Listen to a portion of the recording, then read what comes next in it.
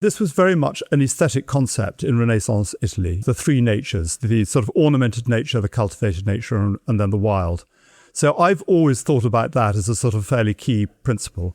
There comes a point where you've just got to sort of let up on the tiller a bit, and that it's lovely to grow things like dahlias and tulips outside your door, but for God's sake, there comes a point where you've just got to stop.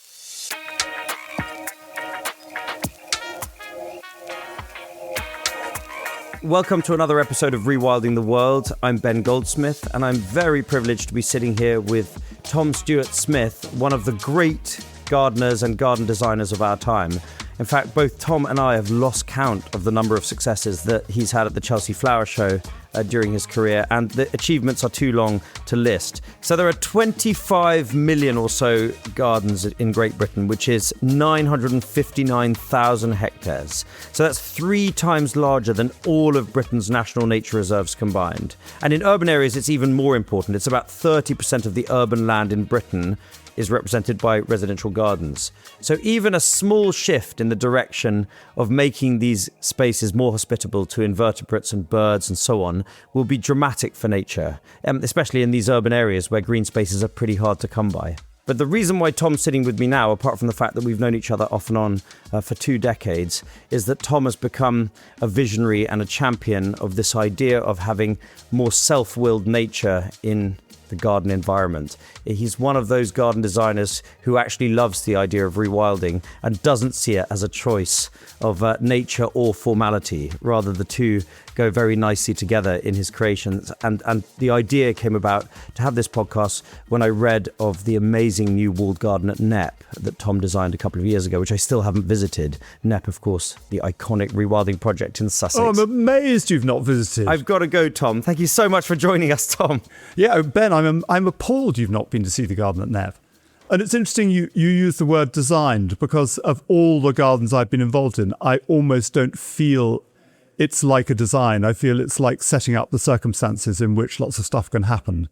Well, okay, that is design in a way, but it's not design in the way we would have thought of design in the era of Russell Page and Geoffrey Jellicoe, where you set up a thing that is, as it were, something with fairly fixed outcomes or an assumed visual consequence. On no garden that I've ever made before have I thought that design is somewhere down there, sort of shin high, and process is somewhere off the top of my head.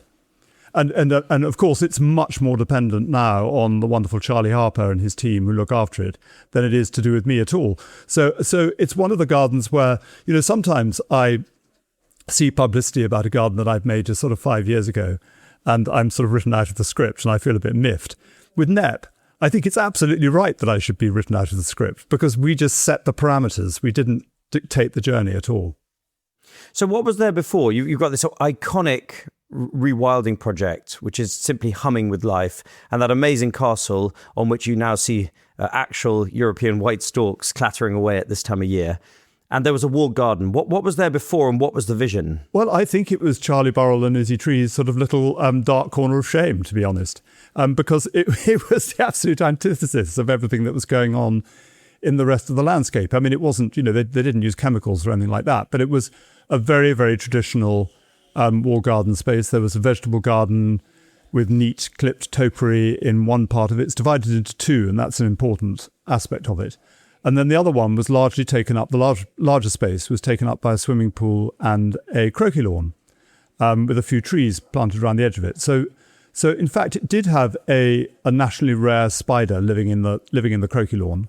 It always comes as a surprise sometimes that places that we think look really sterile are actually homes to quite interesting things.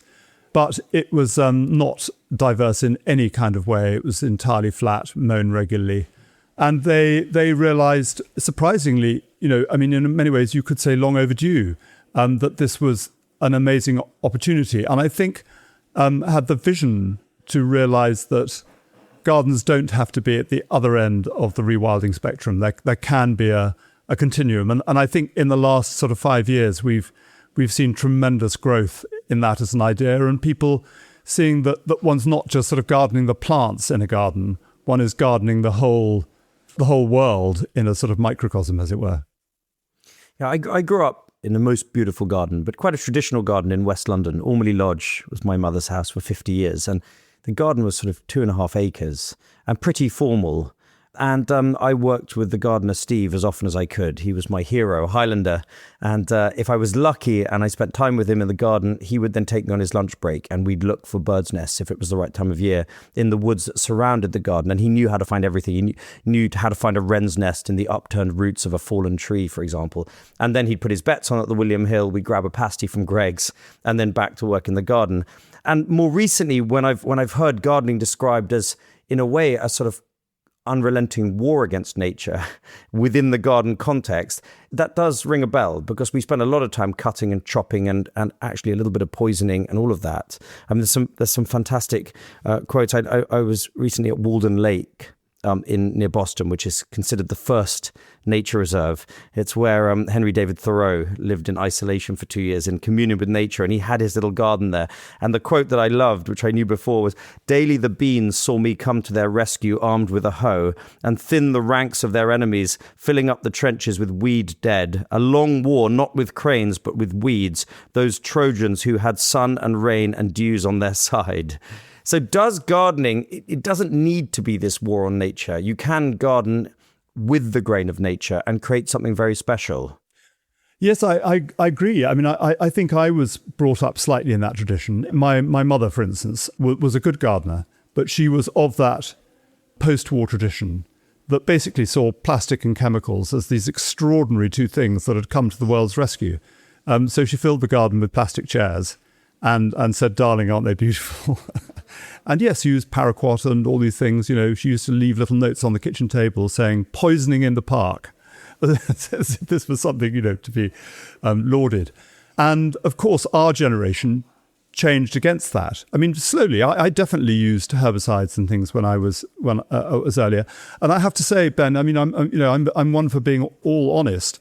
One can get terrible sort of, reputational damage saying things like this. Occasionally, when I've got sort of a massive bindweed going through something, I will paint a tiny bit of Roundup on the bindweed leaf. I haven't done it for 5 years, but I mean, I could do it. I don't know if I've still got any of the horrible stuff. I feel very, very conflicted about this because I know that Roundup is something that has caused tremendous evil in the world, really. One can only call it that. But it is a remarkable chemical. And if anyone could use it just for sort of killing tiny bits of bindweed that come through and about to engulf your shrub, well, that might be good. But sadly, that's not the case. So I'm often told by people that really somebody in my position should just say, no, don't do it. And 99.9% of the time, I think that's absolutely right. Yeah, we use Roundup. I'm rewilding several hundred acres in Somerset along with a bunch of neighbours, and we have this kind of expanding inkblot of nature recovery. I've used Roundup to deal with the rhododendron ponticum in the woods. You cut it down and then you paint it on the stem. And I think these tools are to be used very, very selectively, but they are just that. They're tools that can be used. You've talked about this idea of a gradient of wildness, which I think is something that I have experienced in Transylvania, in Romania, which is one of the most amazing landscapes. It perhaps feels a little bit like England may have felt in the 14th or 15th century. And you have these wonderful circular Saxon villages. And immediately around the villages, you've got carefully channeled water and vegetable gardens. And then they're surrounded by another concentric circle of orchards. And then they've got their arable planting. And then outside of the arable planting, you've then got pasture. And the pasture, as you get further away from the village, gets wilder and wilder, these big old oaks. And eventually, you're at the fringes of a great wildwood, which still has bears and wolves and eagle owls and all kinds of things. And so it does feel like this kind of gradient of wildness. The further you get from the village, the wilder the landscape becomes. And you've got these wonderfully manicured gardens, just absolutely brimming with productivity and flowers and nature all around where people actually live. And I've tried to do something loosely similar at my place in Somerset, in that we've got our vegetable garden and our space for play. We have some mown lawn in which we spend time, and children and chickens and dogs and so on. And the further we get from the house, the wilder it gets. That seems to be one of your core principles. I think it is to some extent, but I think I'm sort of reevaluating that to some extent, and it's all to do with what we mean by wildness. If we think of it just as biodiversity, are we thinking of it as biodiversity, or are we thinking of it as an aesthetic concept?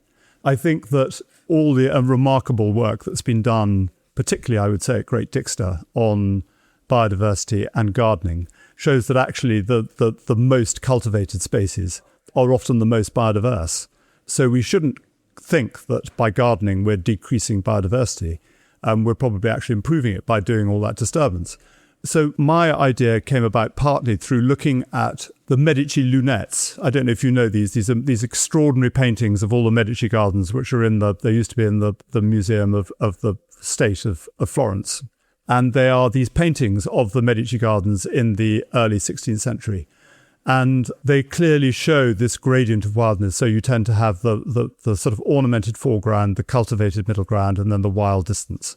And this was very much an aesthetic concept in Renaissance Italy. You can actually find tracts of sort of Renaissance gentlemen talking to each other about the three natures, the sort of ornamented nature, the cultivated nature, and then the wild. So I've always thought about that as a sort of fairly key principle. There comes a point where you've just got to sort of let up on the tiller a bit, and that it's lovely to grow things like dahlias and tulips outside your door. But for God's sake, there comes a point where you've just got to stop.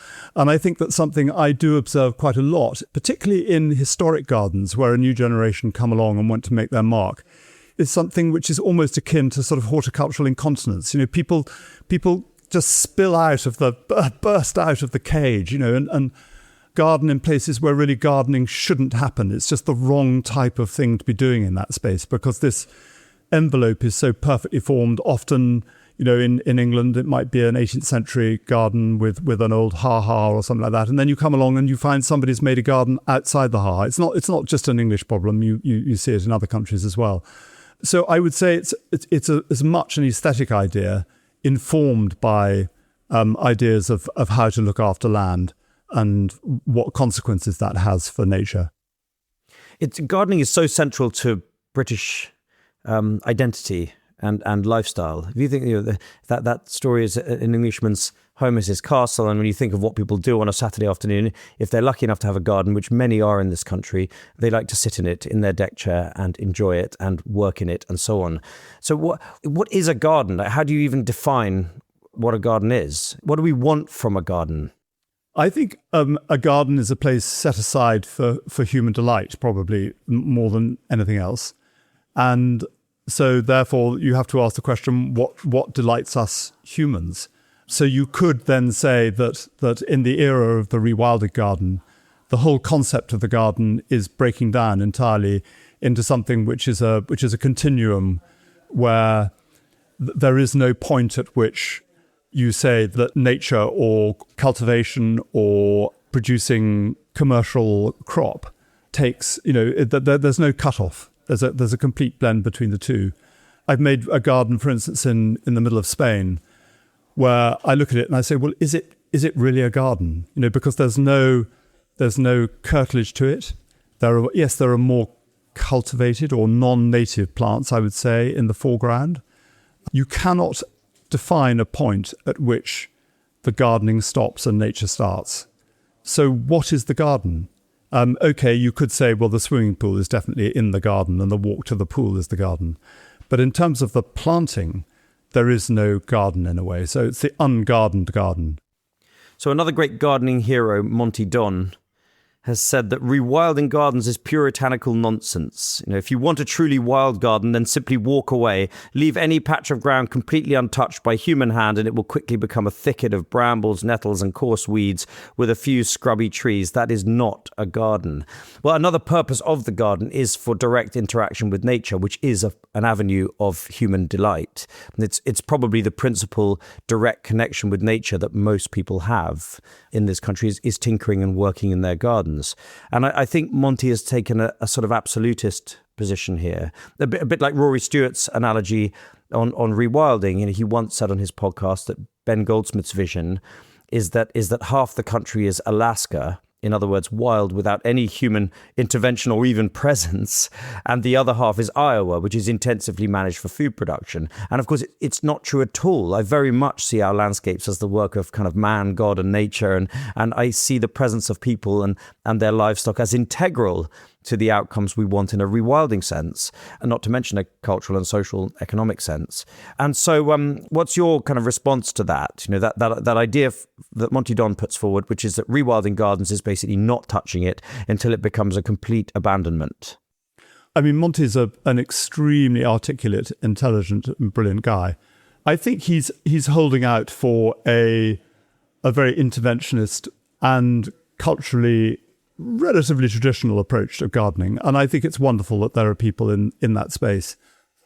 You have to say these things to sort of rebalance the debate. And I'm all for that. But I do think it perhaps misrepresents what most of us think rewilding gardens is all about, which is profoundly interventional and is seeing the gardener perhaps, the NEP lot like to think of the gardener as an apex predator. I think that also maybe doesn't give enough attention to our role as an aesthetic interventionist, and that we're going to preference plants that give us delight as well as give insects nectar and pollen and do various ecosystem services or whatever the current buzzword is. So I've always felt that in Britain there are so many diverse strands of gardening culture. And Alan Titchmarsh, and Monty, they do deeply nature-friendly gardening, both of them. But they hold out for the gardening as a cultural construct. Well, in many ways, the Rewilding garden is not an abandonment of that. It's just another phase of that, recognizing that we're not the only game in town, and that in this era of sort of cataclysmic species loss and the great thinning out of the world, the garden represents a way of bringing some of that stuff together and celebrating what we have and what we have left. And we certainly find that. I just as a tiny little adjunct to that. I mean, I made a garden for a spinal injury charity. And ironically, a great friend of mine broke his back shortly after we finished it. This is Horatio's garden. You probably heard. Wonderful, wonderful spinal injury charity.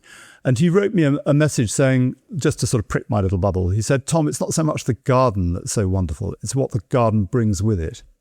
So for him, as a nature lover, it was the fact that all these birds and insects were coming into the garden and he could spend time lying in his bed watching the behavior of a robin or a dragonfly or something like that. And I think that, yes, people would have seen, John Clare would have seen that sort of 300 years ago, 200 years ago. But I think there's a much more acute awareness of what the garden brings with it, other than just a sort of the dimension of beauty and change. Yeah, I've heard it said that landscape without wildlife is just scenery. And certainly if a garden is to bring delight, which is how I see it as well, then the aesthetics bring me delight, but so do the birds, the bird song, the butterflies, the dragonflies, and all of those things that you said. And therefore, gardening for those seems just as important as gardening for colour and aesthetics, which of course are somewhat subjective. Alan Titchmarsh is worried about the loss of botanical riches in the form of non-native plants and flowers, and he says that we'll preside over a diminution of biodiversity of catastrophic proportions if we lose the longer flowering season, for example, that you get in an exotic garden, in 8 or 9 months of flowering if you design your garden for flowers versus, say, 4 or 5 months in a natural system. I mean, I'm not personally drawn to gardens that are stacked with garden centre exotic plants, although I see their place for pollinating insects, and I think some people do it very skillfully. But I think often gardens can take on the appearance of a 1980s haircut and feel a bit outdated when they're rows of or a roundabout in somewhere in the London suburbs. So what's your view on that? One doesn't want to be puritanical. Well, I am quite with Alan about that. I do feel that Puritanism is absolutely something not to be welcomed in. I mean, I'm fine for people who are rewilding to feel morally virtuous. That's fine. But what I don't want is for people to look at other people who are doing amazing things and feel that they're somehow lesser beings. I would say Sarah Raven is an example. So she does a cutting garden. Her big things, you could say, are annual cut flowers, dahlias, and tulips. That's what she's known for, Barnley. You'd think that's absolutely not where you are. I think you should do a podcast with her because she is super, super on the nature spectrum, and their place, Perch Hill, is just alive with stuff. And it's a highly cultivated space. So I think that it's quite wrong. Personally, I feel it's quite wrong to say to gardeners that you should be eschewing exotic species and only growing natives. The evidence really isn't there conclusively enough. Yes, we know that native species are good for individual insects and so on, but the very process of cultivation definitely enhances biodiversity in a garden. And you're probably unlikely to do all that cultivation if you're just growing native species, probably because you're probably going to let them get on with it themselves. So having a mix of exotics and native species, I think is, the jury is perhaps still out on that, but seems to be the perfect kind of mix. It gives lots of extra fun for pollinators. We have a garden here. I don't know if you've seen anything about it, called the Plant Library, which is a community interest project where we get school children about and disadvantaged groups, whether they've got health problems or learning disabilities. And it's actually a collection of about 2,500 plants grown on a grid system. How unwild could that be? But interestingly, within 2.5 years of setting it up, it had 30% greater insect biodiversity than the paddock from which it came, which half of which is still existing next door. So we were able to do a comparative test. Now, that's not to say that, and all these plants are grown through sand or green waste, but I think the entomologists who did the studies sort of said that what we have is this extraordinary structural complexity within our plant collection, which means that insects absolutely love it. Some of the purists will say, the insects, they're just tourists. They're actually living outside and they're coming in for a sort of nectar binge and then going off. Well, maybe, but they're still there, and getting fat on our plants. So that's to be welcomed. So can we talk a little bit about the specifics of what you did at NEP? So Charlie and Izzy invited you into this reasonably formal space, their swimming pool and their kind of neat row of fruit trees and so on. And they said, break a leg, Tom, do something dramatic. Specifically speaking, what kinds of ideas did you have? Well, I think the brief was to make a garden for biodiversity and to try and define what a rewilded garden could be. And because there were these two spaces, there was the possibility to do two different kinds of garden. And we decided that one should be more about edible plants and foraging and vegetable growing, and one should be about floral biodiversity and see how that affected other biodiversity, sort of, formal biodiversity. So in the garden that was previously a vegetable garden and a sort of formal flower garden, it had quite a lot of lawn in it. And we took all of that out purely by covering the lawn with about 6 inches of crushed limestone. So we called these dirty paths. And they were paths that we planted lots of herbs and things like thyme and santolina and lavenders and things like that, because they love that very, very lean, rather calcareous kind of environment with very good drainage. And then the vegetable garden is managed in a much more sort of, I would say, weedy way. I don't know quite where it's gone there. Haven't been there in the last year. And we tended to take all of the plants in there, which were purely ornamental, out and introduce a lot of things that at least have some moment in their life where they can be eaten. So something like Solomon's seal, where you can eat the new shoots, or hostas, where you can eat the new shoots. Lots of fennels, lots of edible plants, basically.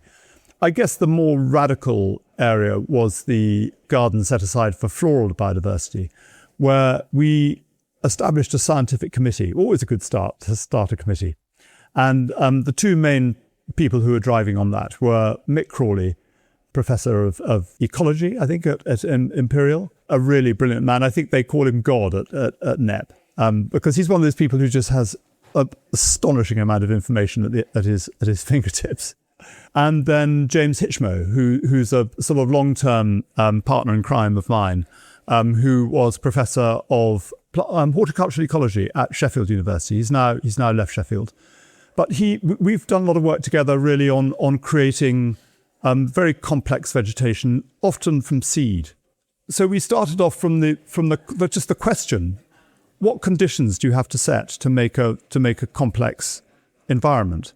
Well, it ain't going to be flat for a start. So you've got your lovely 18th century wall garden. It cannot be flat. It's got to have humps and bumps, and And then the second thing is it's got to have varying conditions of fertility and water. So we basically just turned it into a rucked carpet. And the highest areas are up to 4 meters higher than the lowest bits, which is, if you can imagine in the context of a polite 18th century wall garden, is quite radical. And at the same time as we were doing that, we said to Charlie and Izzy, we really need to bring something in to decrease fertility. Because if you're wanting to create something which is extremely florally biodiverse, you need to reduce fertility, because otherwise, basically, sooner or later, the thugs will win. It's no coincidence that so many sites of special scientific interest in Britain are on quarries, because they've had all the topsoil stripped off them and it's just recolonizing of subsoil. And it so happened that at NEP they were embarking on this project at the local at their farm, of turning it into the farm shop and the restaurant, which is now up and running and extremely successful. And they had something like an acre of concrete there, which they had to get rid of. And it was a bit of a problem. And we said, well, we'll have it. We'll use it in the garden. So we used, I think, something like 300 tons of crushed concrete. And we mixed it with sharp sand, because there's a risk if you just use concrete on its own, it can kind of reaggregate and become a bit like concrete and not drain very well. And in part of the garden, quite a significant part of the garden, the plants are planted into a foot of crushed concrete and sand. And this, to most horticulturalists, would be an idea of lunacy. But if you think of so many of the plants that we admire, particularly in Mediterranean environments, that's pretty much what they're growing on.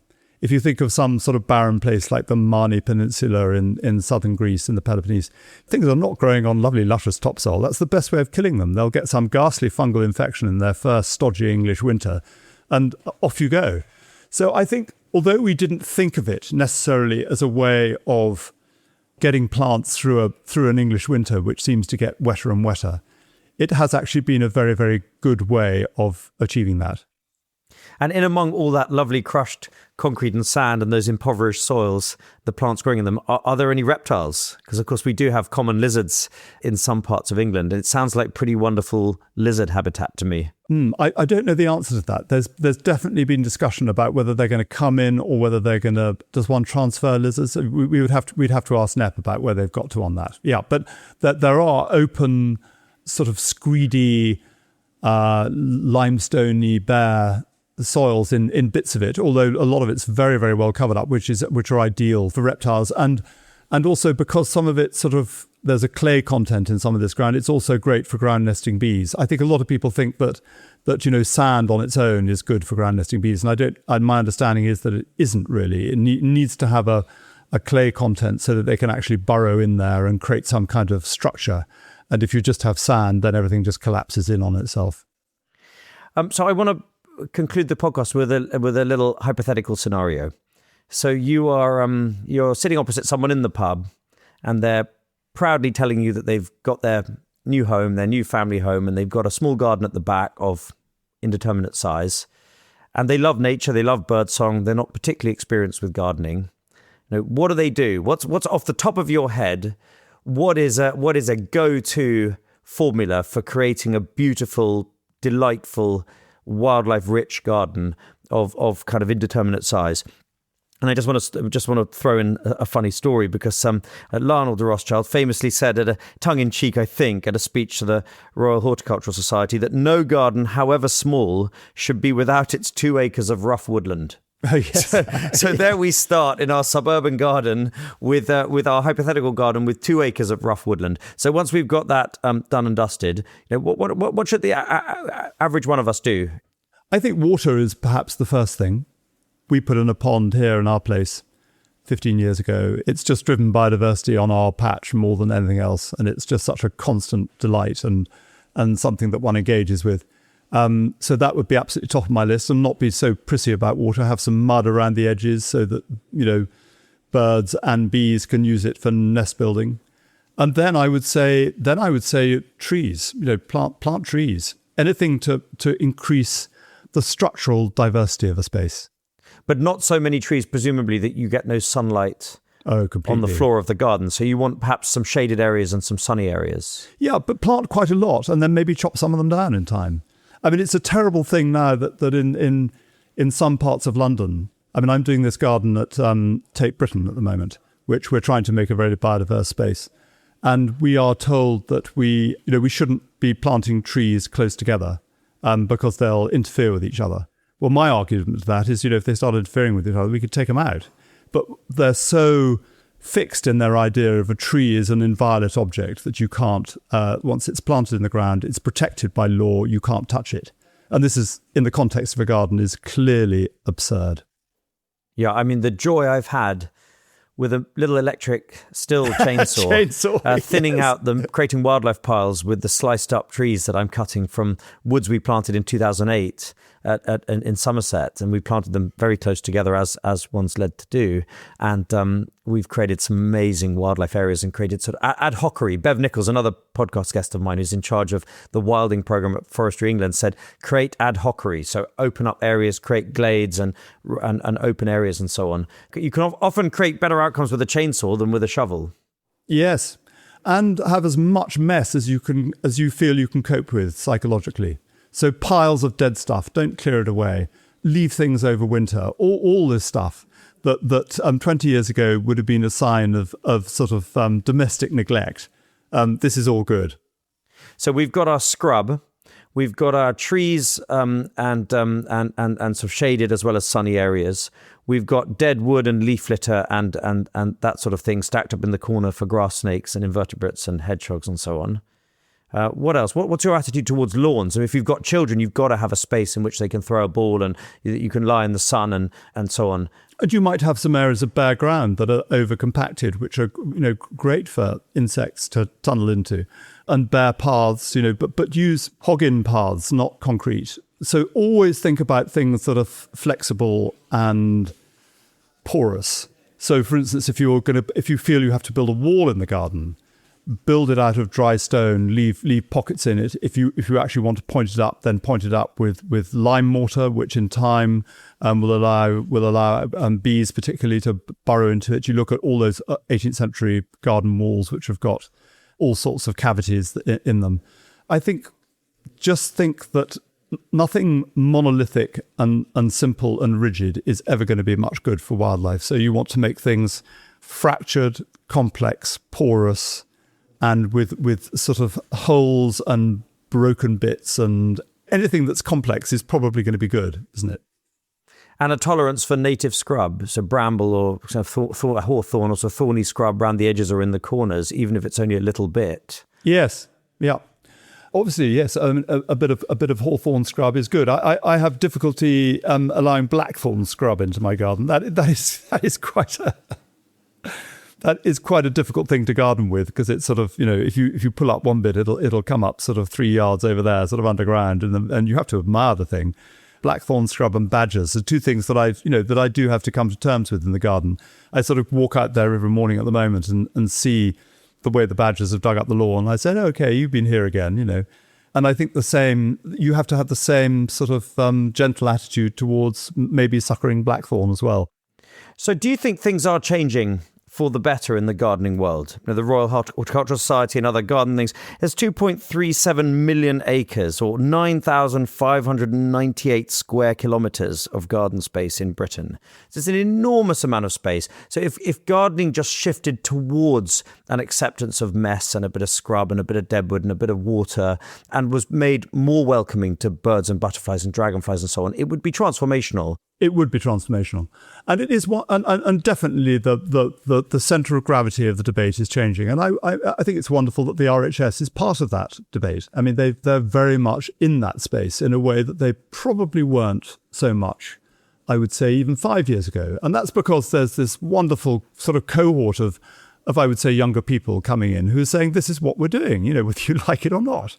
So I think that gardening will continue to be this fantastically Catholic arena where you've got at one end of the spectrum, the auricular specialist who is growing 400 different auriculas in tiny pots in the greenhouse. And long may that, I hope that never dies out. I think it's just such a wonderful cultural thing.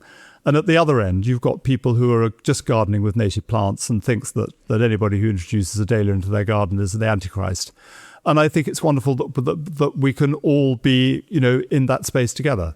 And the less people sort of get excited in a sort of deprecatory way about what other people are doing and just thank God that they're in that space at all, the better.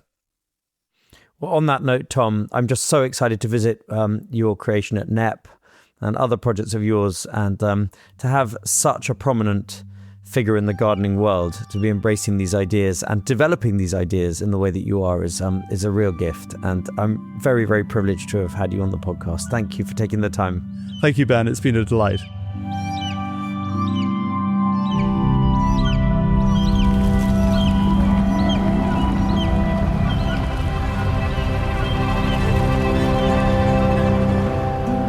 Gardens cover somewhere around 4.5% of Great Britain, which is about 2.4 million acres. So the potential for creating habitat for wildlife in gardens is just immense. I'm truly grateful to Tom Stuart-Smith for the work that he's doing to encourage people to embrace untidiness and wildness in their gardens without diminishing their sense of being gardeners. He certainly doesn't diminish gardening as a hobby. If you enjoyed the conversation that I had with Tom as much as I did, please do give us a like or review on whatever platform you use to get your podcasts. Spread the word among your friends and colleagues. It makes a big difference. Next time, I'm going to be talking to George Monbiot, legendary writer, campaigner, nature lover, kayaker. George's book Feral was one of the most important books I've ever read. It was that book that introduced me to the idea of rewilding, to this idea that we don't need to accept things as they are. We can have dramatically richer, better nature all around us if we choose it.